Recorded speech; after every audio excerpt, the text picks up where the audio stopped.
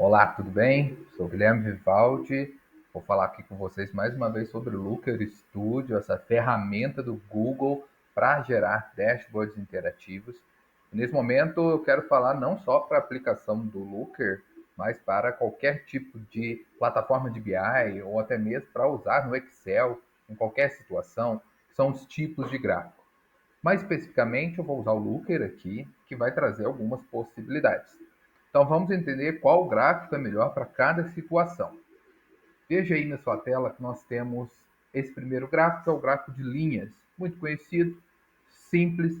E para que eu tenho que usar ele? No gráfico de linhas, a intenção é você ver uma evolução de dados. Então, como ele se comporta durante o tempo. Então, se você tem algum dado que está relacionado com uma data, seja dias, meses, anos, é interessante usar o gráfico de linhas para que você possa acompanhar como foi a evolução em cada data. Isso dá uma noção de sazonalidade, isso traz diversos insights interessantes para a tomada de decisão. Então lembre-se aí, quer olhar histórico de dados, gráfico de linha funciona super bem. E nesse caso aqui no Looker eu até coloquei uma métrica também para olhar uma linha de tendência. Eu coloquei a média para ver como que os dados estão se comportando com relação à média, no caso aqui vendas. O outro gráfico super conhecido é o gráfico de pizza ou gráfico de rosca, vai depender de como você configura esse gráfico, mas ele é usado, fica a dica aí, principalmente para olhar proporções. Gráfico de pizza muitas vezes utilizado através de percentuais, que é o uso mais indicado a ele. Neste exemplo que eu trouxe aqui, eu estou falando de percentual de vendas, onde eu consigo ver o percentual de vendas de cada um dos vendedores da empresa. Então, olhando já visualmente, eu vejo aqui que a Maria ela tem mais vendas do que o Márcio e o João. Inclusive, eu consigo colocar aqui o percentual. Tá? Então, quer falar de proporção? Gráfico de pizza usando percentual funciona super bem. Agora, outros gráficos. O gráfico de área ele se assemelha muito com o gráfico de linhas, ok? No gráfico de área, você vai ter linhas, mas essas linhas elas têm um espaço, uma área que é preenchida para te dar uma visualização melhor. Então, aqui, por exemplo, um gráfico de área de produtos, eu tenho aqui um eixo de datas e como esses produtos foram vendidos no decorrer dos dias.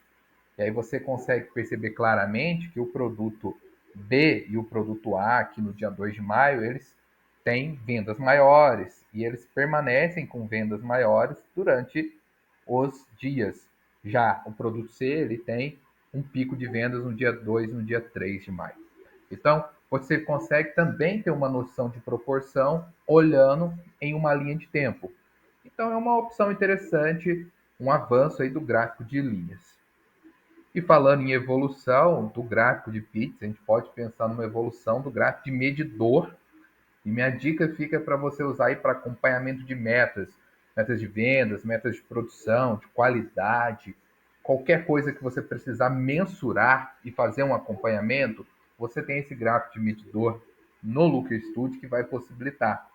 Tá vendo essas divisõezinhas aqui de cores que vão ficando mais claras e dentro dela tem aqui um risco azul?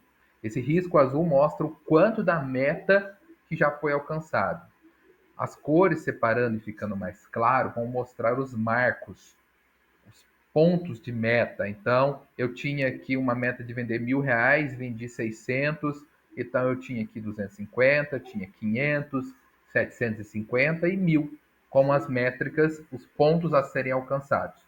Ótimo para acompanhar essas metas que eu comentei com vocês. Aqui temos o clássico gráfico de barras. Ele serve para várias funções, para quantificar, trazer frequência, então quantas vezes vendi, a somatória de valores. Então, o João vendeu R$ 200 do produto B e vendeu 100 do produto A.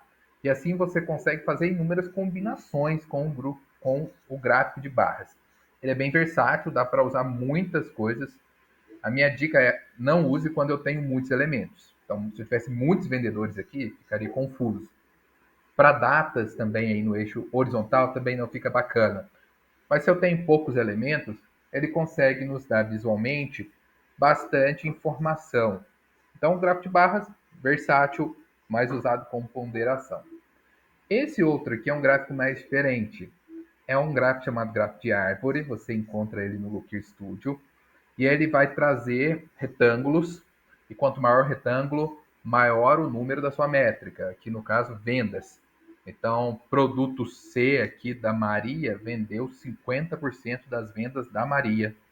Já quando eu falo no produto B, 33,33%. Então, o retângulo do produto C é maior, o do produto B é menor e o do produto A menor ainda, porque ele vendeu ainda menos. Então, vejam que eu fiz aqui uma combinação que Maria vendeu 42,86% de todos os produtos da empresa, mas dentro do mix de vendas de Maria eu tenho 50% do produto C, tenho 33,33% do B e assim por diante. E eu consigo olhar isso para cada vendedor. O Márcio foi 35, o João foi 21. Então, visualmente, eu tenho duas informações ao mesmo tempo que eu posso tirar ótimos insights também. Essas cores aqui eu fiz a métrica deles, né? O vermelho é maior e o verde é o menor neste caso. Para fechar, dois gráficos interessantes e mais complexos, que é o gráfico de dispersão e o Sankey. O gráfico de dispersão ele é usado para ver a relação entre duas variáveis. Então veja que eu tenho aqui no eixo vertical a quantidade vendida e no horizontal o valor vendido. Então eu olho relação. O produto A, no nosso caso aqui, que é essa bolha, vendeu duas vezes e gerou um valor de R$ 200.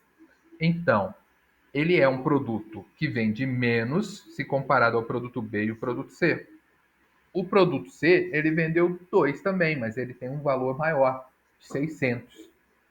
Agora, o produto B vendeu mais e é mais caro. Então, se você vê uma relação, uma análise super rápida, é mais interessante vender o produto B, porque ele tem uma relação de valor e quantidade vendida maior.